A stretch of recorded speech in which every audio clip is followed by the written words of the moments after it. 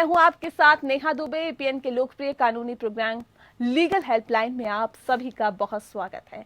इसमें हमारे कानूनी विशेषज्ञ रोजमर्रा की जिंदगी की समस्याओं से जुड़े आपके कानूनी मसलों पर आपकी शंकाओं को दूर करते हैं, उसका समाधान करते हैं। आप भी इस खास प्रोग्राम के माध्यम से जुड़ सकते हैं, फोन करके कानूनी राय ले सकते हैं।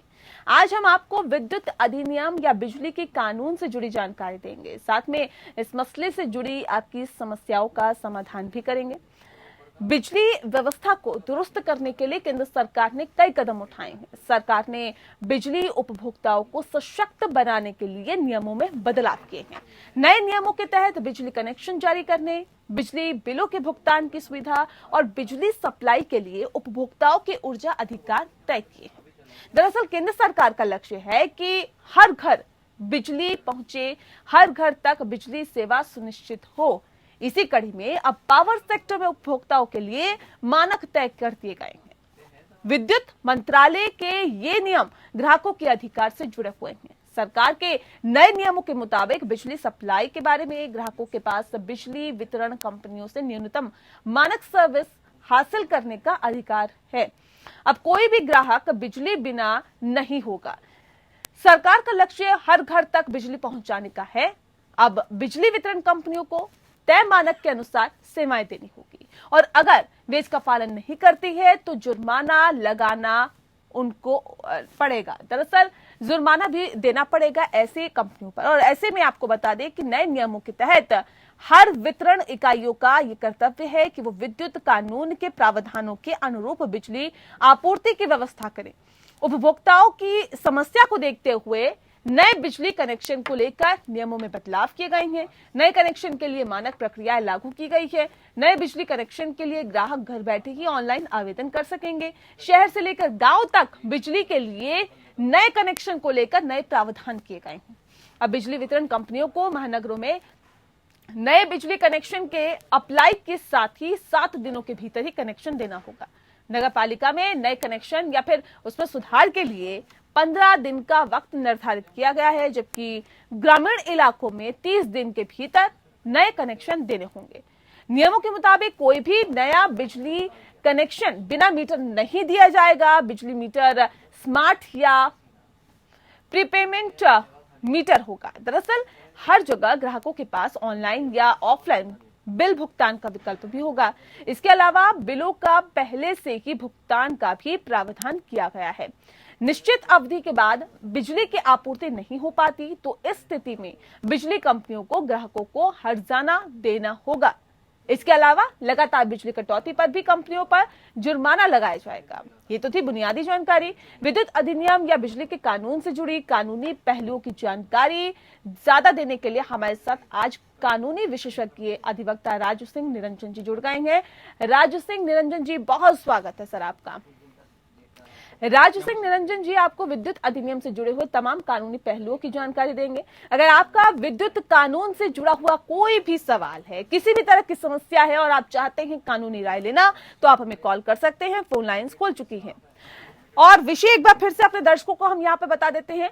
विषय दरअसल बिजली अधिनियम पर कानूनी सलाह का है कि अगर आप चाहते हैं कि बिजली अधिनियम पर कानूनी सलाह आपको चाहिए, आप लेना चाहते हैं, या फिर इस तरह की समस्या से आप दो चार हो रहे हैं, बिजली का बिल ज्यादा आ गया है, इतनी खपत नहीं हुई जितना ज्यादा आपका बिल आ गया है, या फिर आप नया मीटर के लिए अप्लाई कर रही हैं और आपको मीटर का कनेक्शन नहीं मिल पा रहा है, किसी भी तरह की समस्या अगर आपको है, उस पर कानूनी सहायता के लिए आप नंबर डायल कर सकते हैं 7065013841। दूसरा नंबर हमारा है 8377009636। कॉल करिए और अपनी समस्या का समाधान पूछिए। तो चलिए, अधिवक्ता राज जी लगातार हमारे साथ जुड़े हुए हैं। राज जी, आपसे मैं समझना चाहूंगी, दरअसल बिजली चोरी करने पर कितनी सजा और जुर्माने का प्रावधान है, बताइए। नमस्कार मैम जी नमस्कार। जब 2003 में बिजली कानून बना था, इलेक्ट्रिसिटी एक्ट 2003, तो जो लॉसेज होते थे इलेक्ट्रिसिटी सेक्टर में वो बहुत ज्यादा थे, 51%। मतलब जो एक पेइंग कंज्यूमर है वो एक दूसरे नॉन पेइंग कंज्यूमर का भी इलेक्ट्रिसिटी का बिल पे करता था। जी। इसको सॉल्व करने के लिए इसको हम टेक्निकल वर्ड में बोलते हैं AT&C losses, aggregate technical and commercial losses. Delhi में 2003 में aggregate technical and commercial losses 51% थे और most of the technical losses and commercial losses were because of theft, बिजली चोरी के कारण थे। तो इलेक्ट्रिसिटी एक्ट 2003 में स्पेशल प्रोविजन बनाया गया, उसमें दो चीजें बताई गई। एक तो ये है कि बिजली की चोरी को बड़ा अपराध बनाया गया, इंडियन पीनल कोड से भी बड़ा अपराध। पहले जब बिजली की चोरी होती थी तो इंडियन पीनल कोड में जो थेफ्ट की धाराएं होती थी वो लगाई जाती थी जी। अब यहाँ पे धाराएं बनाई गई जो 135 से 140। चलिए उन धाराओं के बारे में भी हम आपसे समझेंगे राज जी, लेकिन उससे पहले हमारे साथ एक दर्शक फोन लाइन पे जुड़ गए हैं। आशीष जी है रोहिणी से, दिल्ली से हमारे साथ फोन लाइन पे जुड़े हैं। आशीष जी बहुत स्वागत है आपका, अपना सवाल पूछिए। सर मैं एक्चुअली हमारे यहाँ पे NDPL है और NDPL का जो है हमने न्यू कनेक्शन अप्लाई किया है 4 बार और चारों बार उन्होंने कैंसिल किया है ये कह के कि हमें जमीन चाहिए नया ट्रांसफार्मर लगाने के लिए। तो सर हमने तो यहाँ पे फ्लैट खरीदा है और हम उनको जमीन कहाँ से दे ट्रांसफार्मर लगाने के लिए, तो ये बहुत बड़ा इशू है जिसकी वजह से हमें कनेक्शन नहीं मिल रहा है जी। ठीक है, बहुत अच्छा सवाल है आपका, बहुत अच्छा सवाल है जी, बोलिए बोलिए। सर मैंने आज भी कनेक्ट किया था, एक पार्थो करके इनके जेडएम है हमारे यहाँ पे जो जोन में है, उन्होंने साफ इनकार कर दिया कनेक्शन देने से और बोलते हैं कि पहले जमीन दो, हम यहाँ पे ट्रांसफार्मर रखेंगे और फिर उसके बाद यहाँ पे आपको कनेक्शन दिया जाएगा। क्या किया जाएगा निरंजन जी? ये कह रहे हैं कि ट्रांसफार्मर के लिए पहले जमीन मांग रहे हैं, उसके बाद ये कनेक्शन देंगे, ये कैसे मुमकिन है और ये कैसे आगे बढ़े? क्या कुछ ये कर सकते हैं? बिल्कुल बिल्कुल, एक मैं बहुत महत्वपूर्ण बात आपको बताना चाहता हूँ जी। इलेक्ट्रिसिटी एक्ट में यूनिवर्सल सप्लाई ऑब्लिगेशन कंपलसरी है, जो भी बिजली का एप्लीकेशन दे उसको कनेक्शन देना कंपलसरी है। कोई भी बिजली कंपनी मना नहीं कर सकती कि मैं बिजली कनेक्शन नहीं दूंगा, और उसकी रेमेडी जो है वो नियामक दिल्ली इलेक्ट्रिसिटी रेगुलेटरी कमीशन में आपको एप्लीकेशन लगानी पड़ेगी। अगर बिजली की कंपनी ने किसी भी कारण से, चाहे ट्रांसफार्मर की जगह के कारण से या कोई और रीजन से न्यू कनेक्शन को मना किया है, तो ये दिल्ली इलेक्ट्रिसिटी रेगुलेटरी कमीशन के पास पावर्स हैं यूनिवर्सल सप्लाई ऑब्लिगेशन, जो राइट टू इलेक्ट्रिसिटी है उसको एनफोर्स करने की। It is the duty of the distribution company to supply electricity to you and they have to find out the way कि वो ट्रांसफार्मर कहाँ लगेगा, या उनको जो नेगोशिएशन वो उनको करना है। आप कैसे दे सकते हैं? लोकल अथॉरिटी दे सकती है जमीन, ठीक है। तो आप एक एप्लीकेशन जो आपने 4-5 पहले डिस्ट्रीब्यूशन लाइसेंसी को जो पहले एप्लीकेशन दिए उसकी फाइल बना लीजिए और एक application Delhi electricity regulatory commission में लगा दीजिए, आपको कुछ ना कुछ रिजल्ट मिलेगा अच्छा जी। तो बिल्कुल अगर आप जाहिर तौर पे इस तरफ से आगे बढ़ेंगे तो आपको राहत भी मिलेगी। सर हम बात आज क्योंकि बिजली अधिनियम की कर रहे हैं, बिजली चोरी करने पर कितनी सजा और कितने जुर्माने का प्रावधान है इस बारे में आप बता रहे थे, आप अपनी बात पूरी कर लीजिए। ऑल राइट, तो जो AT&C लॉसेज मैडम मैं बता रहा था उसको कम करने के लिए, क्योंकि थेफ्ट चोरी के कारण बहुत AT&C लॉसेज हो रहे थे, उसको कम करने के लिए जो थेफ्ट के प्रोविजन है बहुत स्ट्रांग बनाए गए। इंडियन पीनल कोड से ज्यादा स्ट्रांग है थेफ्ट के प्रोविजन। जब थेफ्ट के प्रोविजन आते हैं, एक तो नंबर 1 सजा भी ज्यादा है। अगर पहली बार किसी को कन्विक्शन होता है उस केस में 3 टाइम्स जितना लॉस हुआ है पावर कंपनी को, उसके 3 गुना ज्यादा कंपनसेशन लगेगा, और ये मिनिमम है, इससे ज्यादा कुछ भी हो सकता है जी। दूसरी बार अगर कोई कन्विक्ट हो जाता है तो 6 टाइम्स से ज्यादा, 6 गुना से ज्यादा मिनिमम है, 6 गुना तो देना ही देना है पेनल्टी, उससे ज्यादा।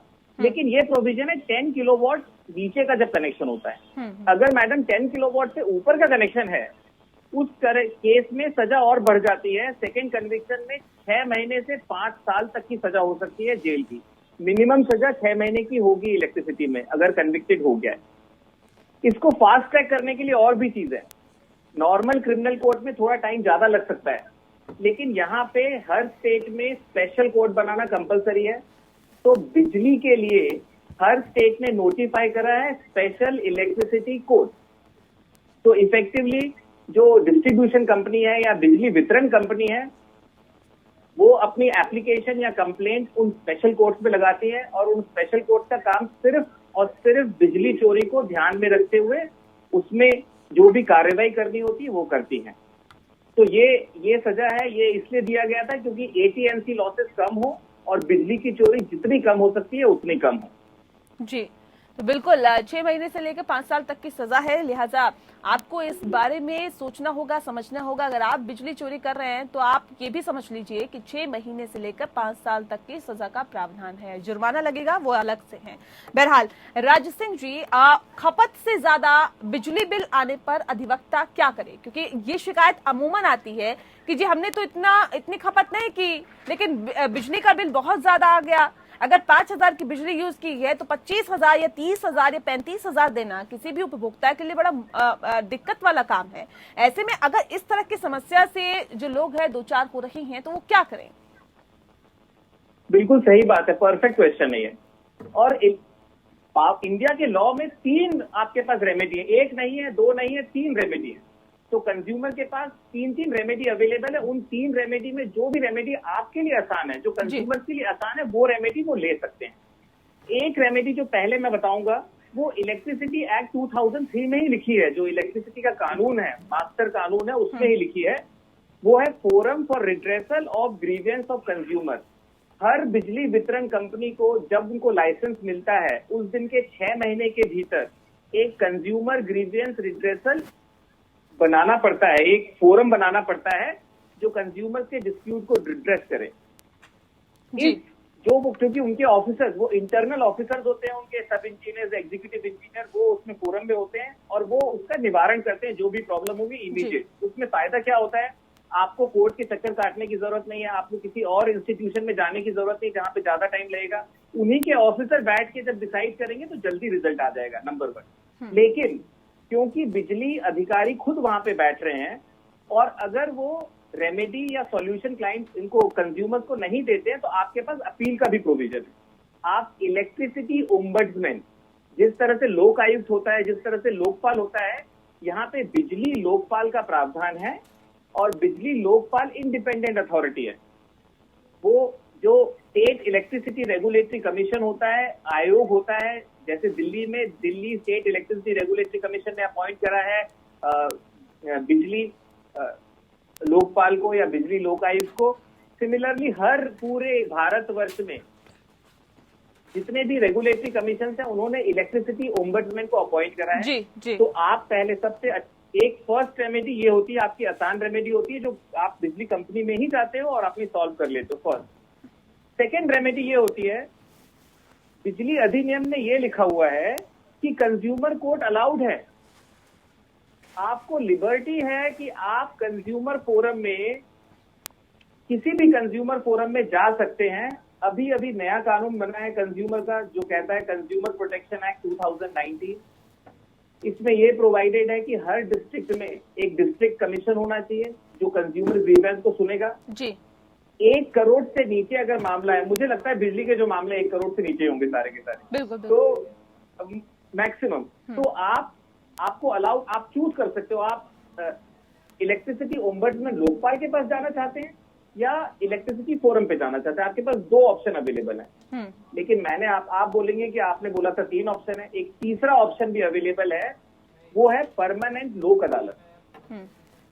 तो एक कानून बनाया गया था 1987 में जिसको बोलते हैं लीगल सर्विसेज अथॉरिटीज एक्ट। उसमें जो पावर यूटिलिटीज होती है या वाटर यूटिलिटीज होती है उनके लिए एक्सपर्टाइज करने के लिए रिटायर्ड डिस्ट्रिक्ट जजेस को बैठा दिया जाता था और उनको बोलता था सेटलमेंट करा दीजिए। भाई बिजली कंपनी का बंदा खड़ा रहेगा ऑफिसर और आपका कंज्यूमर भी खड़ा रहेगा, दोनों आपस में बात करके वो फाइनल डिसीजन। तो आपके पास 1 नहीं, 2 नहीं, 3 फोरम अवेलेबल है। और सबसे बड़ी बात यह है कि आप चूज कर सकते हैं। अगर आपको लगता है कि वो बिजली विभाग का ऑफिस आपके पास है तो आप वहीं चले जाइए। आपको लगता है नहीं मैं कंज्यूमर फोरम में ज्यादा कंफर्टेबल हूँ, और अगर आपको लगता है कि बिजली विभाग के ऑफिस में जाकर आपकी समस्या का समाधान नहीं हो रहा तो आपके पास 2 ऑप्शन और मौजूद है, आप वहां पर जाके अपनी समस्या का समाधान करा सकते हैं। राज सिंह निरंजन जी लगातार हमारे साथ जुड़े हुए हैं और बिजली अधिनियम पर लगातार हम बातचीत कर रहे हैं। खपत से ज्यादा बिजली आने पर अधिवक्ता आखिर क्या करे, उपभोक्ता क्या करे, इसके बारे में भी अधिवक्ता ने आपको बताया है। राज सिंह जी आपसे जानना चाहेंगे, नए बिजली कनेक्शन के लिए अप्लाई कैसे किया जाए? क्या ऑनलाइन अप्लाई किया जा सकता है? बहुत अच्छा सवाल है मैडम। जी। ऐसा है कि बिजली जो सब्जेक्ट, जो डिस्ट्रीब्यूशन कंपनीज हैं, वो स्टेट गवर्नमेंट के अंदर आती हैं, ठीक है। तो स्टेट इलेक्ट्रिसिटी रेगुलेटरी कमीशन अपने अपने कानून अलग अलग स्टेट में बनाता है। तो हर स्टेट में इसका अलग कानून है। अब अलग कानून होने के कारण अगर दिल्ली में रह रहा हूँ, फिर मैं अगर महाराष्ट्र जाता हूँ, तो मुझे दूसरा प्रोसीजर फॉलो करना पड़ता है। इस सिस्टम को थोड़ा यूनिफॉर्म करने के लिए सरकार ने 2020 में electricity rights of consumers rules बनाए और उसमें थोड़ी यूनिफॉर्मिटी भी है कानून की। तो उन्होंने ये बोला है कि अब सारे आयोग को, जितने भी स्टेट इलेक्ट्रिसिटी रेगुलेटरी कमीशन है, उनको दोनों ऑप्शन देने पड़ेंगे थ्रू रेगुलेशन। अगर कोई ऑनलाइन जमा करना चाहता है तो ऑनलाइन जमा कर दे, और कोई ऑफलाइन जमा करना, फिजिकल कॉपी जमा करना चाहता है तो फिजिकल कॉपी जमा कर दे। तो ये दोनों ऑप्शन इन्होंने कंपलसरी कर दिए, नंबर 1। और दूसरा, एक बड़ी मजेदार बात है कि उन्होंने ये तक बोल दिया कि आप वेब पोर्टल के अलावा मोबाइल ऐप भी बनाएंगे। तो अगर आपके पास मोबाइल है, स्मार्टफोन है, तब भी आप मोबाइल ऐप के द्वारा अपनी न्यू इलेक्ट्रिसिटी कनेक्शन के लिए अप्लाई कर सकते हैं। तो ये नए कानून में है जो 2020 में आया है, और अब सारे राज्य, सारे रेगुलेटरी कमीशन इसको इम्प्लीमेंट कर रहे हैं अपने अपने स्टेट में, क्योंकि उसमें थोड़ा 6 महीने का टाइम दिया गया था। तो कुछ स्टेट में फास्ट हो गया है, कुछ स्टेट में थोड़ा स्लो हो रहा है, तो वो काम चल रहा है उसमें, पर ये यूनिफॉर्म है। ठीक है। दूसरी बात जी, बिल्कुल अपनी बात पूरी रखिए।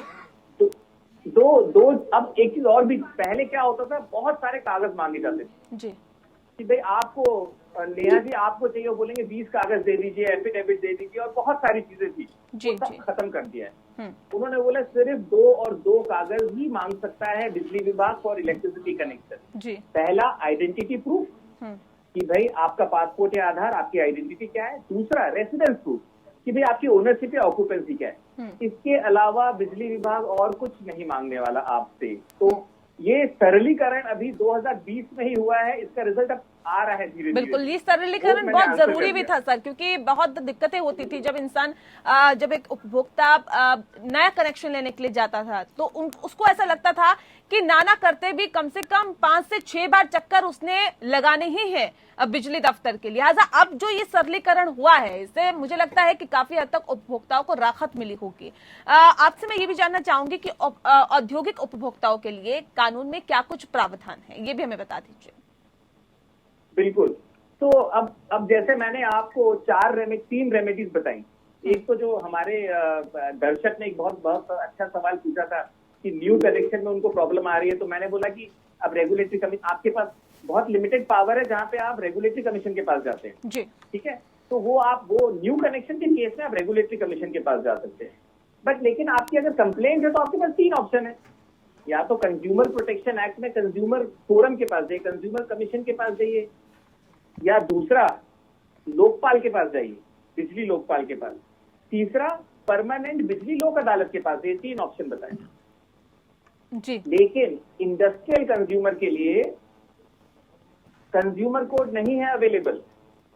आप अगर इंडस्ट्रियल कंज्यूमर हो तो आपके पास जो ऑप्शन अवेलेबल है वो forum for redressal of consumer grievance available है, जो इलेक्ट्रिसिटी एक्ट में प्रोवाइड करता है, और आप इलेक्ट्रिसिटी लोकपाल के पास जाकर के अपना ग्रीवेंस रिड्रेस करवा सकते हैं।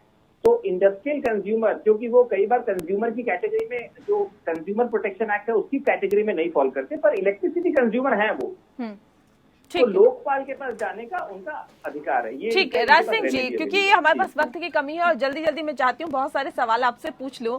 ऐसे में ये भी आप मुझे बता दीजिए कि बिजली वितरण कंपनियों की क्या कुछ जिम्मेदारी होती है एक उपभोक्ता के प्रति? बहुत सारी जिम्मेदारी होती थी, और अब तो नए कानून में या नए अधिनियम में ऑटोमेटिक कॉम्पनसेशन की भी बात कर दी जी, कि आपको अगर कोई भी अनियमितताएं पाई गई, जैसे कनेक्शन या डिसकनेक्शन टाइम पे नहीं करा गया, अगर आपने एप्लीकेशन लगाई है टाइम पे डिसकनेक्शन, कनेक्शन या रिकनेक्शन या शिफ्टिंग नहीं करी गई, या अगर चेंज इन कंज्यूमर कैटेगरी है वो टाइम पे नहीं करा गया, या रिप्लेसमेंट अगर डेफिशिएंट मीटर का करना है वो भी नहीं करा गया, या बिल जो आता है वो टाइमली नहीं आया, इन सब केस में ऑटोमेटिक कंपनसेशन के लिए प्रोविजन बनाने का प्रावधान है रूल्स में, और सारे रेगुलेटरी कमीशन को बोला गया है कि आप ये प्रोविजन बनाएं, क्योंकि 6 महीने का टाइम दिया गया है उनको, तो थोड़ा सा धीरे धीरे सारे स्टेट अपना इम्प्लीमेंट कर रहे हैं। और सबसे मजेदार बात यह है, ये बोला गया है कि आप अलग से नहीं देंगे, आप बिल में एडजस्ट करेंगे अगली बार लिंक करके। जी जी, तो ऑटोमेटिक सिस्टम बन जाएगा वो एक्चुअली। तो ये बहुत बढ़िया प्रावधान है जी। बिल्कुल। चलिए, बहुत शुक्रिया आपका राज सिंह जी, हमारे साथ सीधे इस खास कार्यक्रम में जुड़ने के लिए, और तफसील से बहुत विस्तार से आपने बताया बिजली अधिनियम कानून के बारे में। और मुझे लगता है कि हमारे तमाम जो दर्शक जो भी इस तरह की समस्याओं से जूझ रहे होंगे या फिर इस तरह की समस्या का सामना कर रहे होंगे, उनके सामने जो सवाल होगा उसका जवाब भी इस खास कार्यक्रम को देखने के बाद उनको मिल गया होगा। इसी के साथ लीगल हेल्पलाइन में इतना ही। मुझे दीजिए इजाजत। नमस्कार।